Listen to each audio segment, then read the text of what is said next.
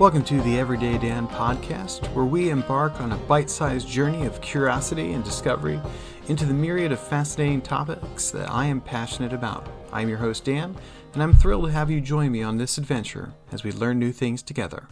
Well, hello everyone, and welcome back to another episode of the Everyday Dan podcast. Today is a special episode to me, as I actually got to sit down with a role model and hero of mine. My dad actually had a visit with them, so he sat down and recorded a little bit, and so just wanted to bring you guys on into that so you get to hear this conversation, just me picking my dad's brain. So let's jump right into that. I will give you a heads up though, there was a little bit of editing recording audio issues. I was able to bump up the volume, so it should be good, but you may need to adjust your volume once we jump into that. But let's get right to it. So the first question I have for you, Dad, a knife or a gun? A gun always. You never bring a knife to a gunfight? Never bring a knife to a gunfight is a real old adage, and it's really true. That's true. You have more options when you have a firearm. All right. Next question. Hunting or fishing? I would never make that choice. I'm forced to make it at this point because of mobility issues. But I think I guess marginally it would be fishing. Yeah. I think fishing is still one of those things that I enjoy the most doing and everything. And partly it's just from growing up and doing that and all the hiking and stuff. Or actually more like me digging in the mud while you guys were fishing. Well, yeah, fishing has always been my main thing from the time I was 10. The biggest thing for me right now is mobility, so over the last winter I spent time looking at localities to fish on the internet and picking places that I knew I wasn't going to have rocks or uneven terrain, places that are relatively flat that I can get to because of problems with that. Yeah. So if someone wanted to know a good piece of life advice, as you are at an advanced stage of fossilhood, what would be the advice that you would give? Follow the Bible. I would agree with that. I was so like I was just telling you before I recorded, I was definitely telling some of the teens about your dynamite and the squirrel disintegration story, as well as the shooting the foundation out of your house from using it at the Yeah. Oh, I'd forgotten about that part. Yeah. My first house had a main basement, and it had a crawl space underneath the back half of the house. It had a cement or block wall foundation and had opening into the main basement. So I forget how many feet it was, but it was actually a decent distance for a pistol. I had set up, I believe, bales of newspapers to shoot into in the crawl space, and I would shoot from across the basement. And unknown to me, I shot the paper away, and I was shooting a hole through the foundation. And the one side of the cement block was all shattered and shot away.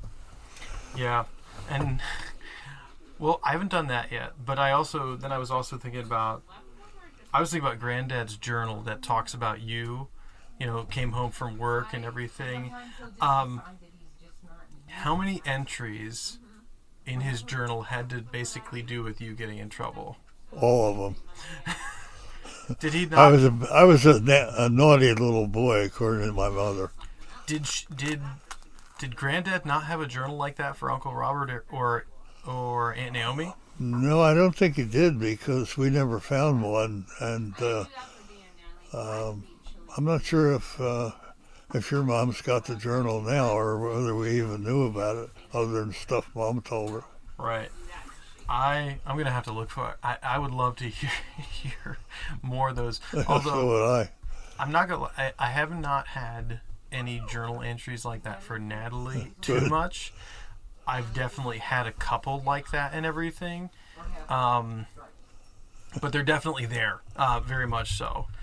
My descendants, so I'm not surprised. Well, it was bound to happen sooner or later. Yep. Now, here's the thing. So, in retrospect, what would you say is probably the most ridiculous story? Like, the craziest thing that has happened to you? Happened or done? How about both? Done, your older brother Andy and I worked together a lot out of desperation for money that we needed to live. And we tore down a barn in a place called Little California in Bucks County. And the barn was 38 feet square, had 38-foot long beams, 3 of which held up the main structure. They were about 10 inches in diameter, maybe a little bit bigger. We had to get them to the man who had bought them from us, because he basically tore stuff down for the materials. I had a pickup truck, a regular half-ton pickup truck. We managed somehow to get those beams on top of the truck, so a lot sticking out the front and a lot sticking out the back, chained them to the truck.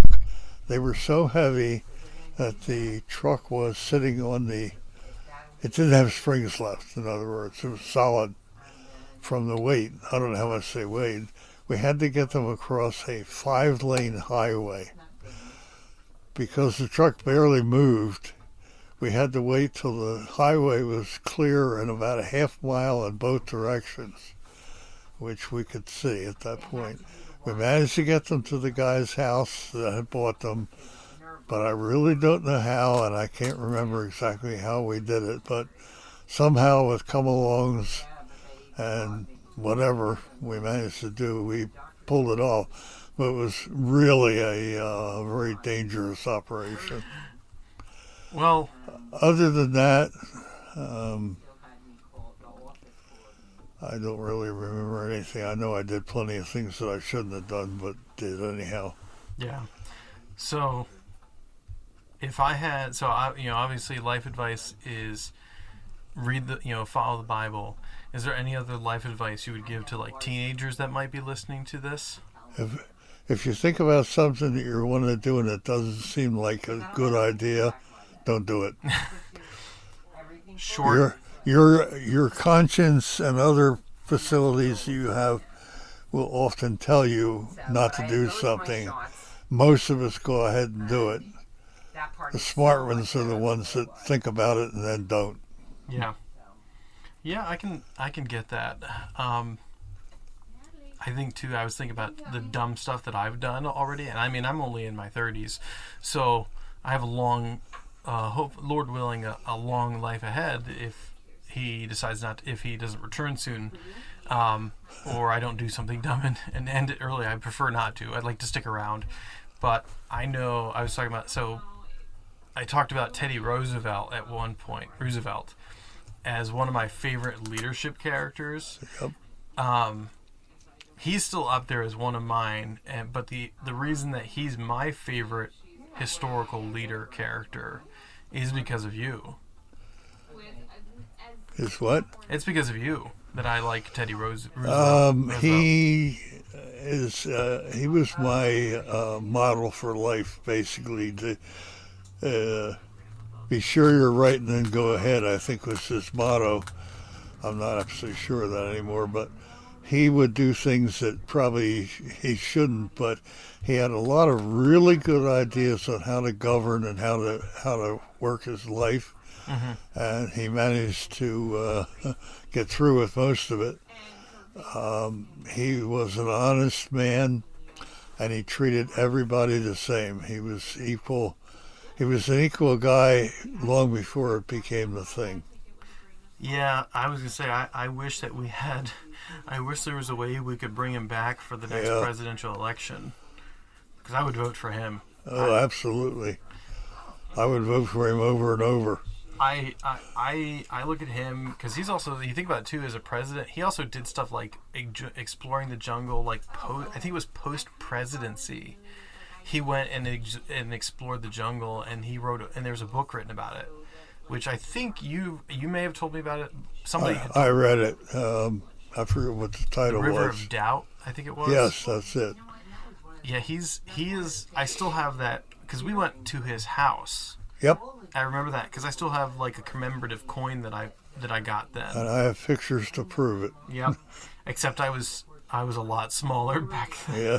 Although I don't know, Dad. Like, okay, so admittedly, my older siblings did dumb stuff before I came around and everything. Was there ever anything that I did as a kid that you were like, how the heck did you do this? Again, my memory is a problem right now because of medical issues, but Right. I don't remember anything. I know one time you guys you and the Bond boys took off in the woods behind the house and basically just disappeared and somehow made it back, but I think Mom was a little annoyed at that, but you were just doing the same thing that I did at the same age. Well, if I remember correctly, we went in the woods and we just went straight back, and I think we came out of the woods like 4 or 5 miles away, Yeah. and we ended up walking down this one road over that way, and we finally came back, and I just remember thinking, and the thing is too, the ironic part is like we weren't afraid in any way. We're like, yeah, we're just gonna walk, but it was a different day back then. Yeah, I mean, you didn't have, well, you still really, the issue of somebody being way back in the woods and being a predator is somewhat small, but still you need to be aware. But it was a different time today. My dad basically thought when I turned 10 that he could just let me go do what I wanted to do in the woods and the water, and I did. Right. I actually traced the origin of the creek that was across from our house to the neighboring township and a spring. Mm-hmm. So, I mean, we were basically, you did the same thing I was doing at maybe the same age. Well, I mean, if I think about like growing up for me with you, it's actually interesting too because I talk with people since I work with older people. I realize that I identify with a lot of the older individuals, and it finally occurred to me that is because my dad was an older generation than most of my age group. Yeah. And so the values and the kind of mentality that you had versus what other people might be teaching their kids is really different. So I've joked that that I like to identify with the Gen Xers instead of my own age group because their thought processes make more sense. Yeah. But then I realized that the reason I do identify is because my upbringing with you and Mom was those values kind of thing. Yeah, it was different. It was different for me than when I raised the older kids. Yeah. Just totally different ballgame in a totally different world. Well, The one thing that I see that is most markedly evident, I sit a lot and wait for Mom, like in Walmart. I'll sit in the carts or something. yeah. And if it had been when I was in my 20s, there wouldn't have been a cell phone, obviously. There wouldn't have been, everybody that came through the door would not have had a cell phone, have their nose stuck in it. Yeah. The thing that I notice is people are not aware of their surroundings anymore. I don't know what the percentage would be, but it's obviously a large percentage of people today are just not aware of their surroundings, whereas we were. Mm-hmm. I mean, it was the way of life, and that's not the way it is anymore. Well, I think people are missing out on a huge portion of things that they could be aware of. Yeah. Well, I think about it, like we talk about, I see on YouTube, all these different people are talking about situational awareness. Mm-hmm. And I think that that's really a big deal now because nobody is. No, they're Like, not. And like I look at now, most times now, like our church's youth group is funny because there's not that many cell phones in there. And so it's not like it's an interesting dynamic to see a bunch of, like an actual big-sized group of teenagers, and they're not all buried in their phones. Yeah. We have one or two that are on their phones, and they're not too bad. But it's very interesting, the dynamic of a teenager with their nose in a phone versus a teenager that's not. And Yeah. like, you can see a marked difference between those kind of things and how they work. I experienced life on a level that was just totally different from the majority of kids today. I had freedom to do what I wanted, and basically did my whole life. Yeah. And maybe I didn't make out very well financially and awareness-wise, but I feel that it was a better way to grow up than the kids are experiencing today. There are some that do, and I'm glad for that. Well, I mean, if I think about it, like, I miss how it was growing up because cell phones were not a thing. Like, I remember when you brought your first work cell phone in, and it had like that Snake game, but it was like a black and white phone, and like that was it, and you could call and that's it. Yep. And I remember you hated it. I mean, I don't think you hated it as much as you hated your beeper. Oh, I hated that thing. I couldn't stand it. Although, To think that somebody needed me to go out in the middle of the night, which fortunately I rarely did, but well, I have a cell phone now, but it's a flip phone, and it can probably do things that I don't know about, but Yeah. that's all I require of it is a phone. well, you think about like the beeper that you hated so much because it made you 24/7 accessible, is what a cell phone is now for Yeah. everyone. That's right. So Yeah. like all of us that have I hate my smartphone. If I didn't have to drive around and use the GPS on it, I would get rid of it. Yeah. Because I mean, I need to call and I need to text people, but I don't need to do all that other crazy stuff. It's not going to kill me if I can't. I was just thinking yesterday about that very thing. I have a matchbook, a sealed thing with real big, especially matches in it, which you don't need because anybody can buy $1 lighter, which works better. Right. And also, there's a compass on my desk, which today basically is useless because of GPS. Well, it's actually not. People are getting back to. It's actually interesting. A friend of mine in Michigan, my friend Greg, he recommended this book called 1 Second After.